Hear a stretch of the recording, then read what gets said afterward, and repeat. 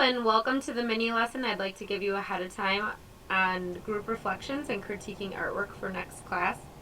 If you remember a few classes ago, we reflected individually on our long-term perspective project, and I didn't give you much prep ahead of time, and I asked you to write what you thought because I wanted to see how we could do and how we could grow from there. And they were well done, but I think we can continue to improve on this area. So this time we are trying a group reflection and critiquing others' work. We will critique our own gargoyle and another person's from a different class, as well as have a whole group talk.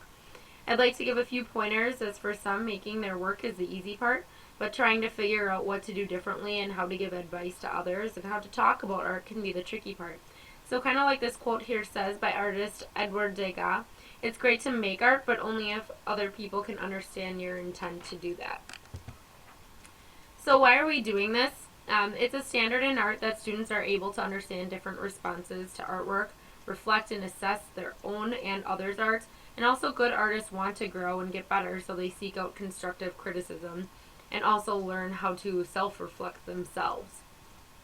So we have gone through the creativity step for this project, for sure by creating awesome and original gargoyles, but as 21st century skill learners, our next job is to collaborate by helping others make better art and think about why the art was made and communicate our ideas about the artwork. So what is the process? Let's take a look here how in 4 steps you can critique visual art. First, you need to describe specifically what you see as the main focus in the artwork. Then you're going to analyze the elements of art and design that are used. You need to interpret what the meaning of the art is. And lastly, which can be the trickiest part, is judge and success the artwork by whether or not it is communicated a clear message and judging it on the art and design principles. The last step, the judging and evaluating step, can be the hardest, like I said. So here are some tips on realizing the difference between giving feedback that is unnecessarily harsh versus useful tips. So here's some useful tips. Use the sandwich method, which is giving a strength, a weakness, and then another strength at the end. Be focused on the object and not the person who made it. So we will actually not be using people's names for this. In fact, you might have noticed in the gargoyles, I'll have a letter symbol on them to speak about them in that way as opposed to using people's names.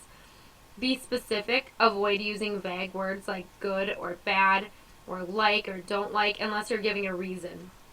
You can comment on things that could still be changed about the project. Try to search for tips that you may be familiar with yourself from experience to help them improve. And don't assume. You need to talk about what you actually see in the artwork.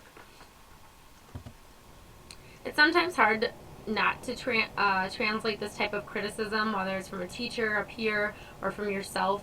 But at the same time, while praising can feel great, it will not help you grow and improve. So when you're taking in that criticism, take it as a good thing that can help you only get better. Another thing we should touch on again, probably since it hasn't been revisited much since probably a few years ago, is using common art lingo. So these are elements of art, the things that make up your artwork, and principles of art are the things that guide your art. Using these words when saying you like should be used as a fill in the blank almost. So for example, you would say, I like the way you use texture in your gargoyle because it shows a lot of contrast between smooth and rough. So notice how I use the word texture as an element of art and the word contrast as a principle. So I'm speaking through art language and not just saying I like it because I do. Here's a list of a lot of words.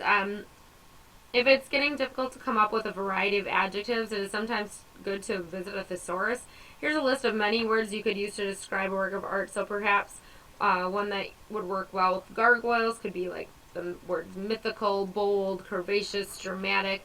Those could all be words that might help you. So it's sometimes good to look at lists or search words that could help you find a better way to say what you're trying to say. Here's a quote by another artist, and what I think this is trying to say is remember when it's hard to find words for yourself, rely on a team of artsy friends to give you some words of wisdom, which we'll practice next class. But I know it's fun and great to do the artwork process, but at the same time, you need to be able to improve. So that's why we're doing this. Remember, your photos on your iPads of your work have been there for you to track your process. But at the end of each project, it is good to look back and evaluate the whole entire process. So don't just keep those pictures and don't ever just leave them in there and not look at them. So to do for next class, you should make sure that all of your gargoyle photos are organized in folders. And lastly, I do have one last thing to show you. There is a great opportunity. I'm really excited to show you more about this in class, but this is called Google for Doodle if you've never heard of it. Or if you've never tried doing this before, you could go to this link and check it out, and submissions are due in a month. But I love this year's topic. It's if I could invent one thing to make the world a better place, I would draw, and then you get to come up with your own response to that, like the Google symbol that is always above your search engine. The prize is super awesome. It has $30,000 for yourself, a trip, and it would be for like a scholarship, I think. A trip to Google headquarters in California, a Google Chromebook, an Android tablet, your Google design on the web for 24 hours worldwide, $50,000 in Google for Education grant for the winner's school. So it's awesome. The deadline is March 20th, so before spring break. A most recent winner was an elementary student from Wisconsin, actually. You're judged on similar criteria that we judge your artwork on already. I listed it right on the slide here. I hope you choose to participate, and you could submit a paper copy or a digital copy. Again, we can talk more about it in class. I hope that this video could help you with a little bit what we're going to be doing next class when it comes to doing group critiques and group reflections, or just reflecting on your own art in general. So we'll see you next class with your pictures all organized and ready to go. Thank you.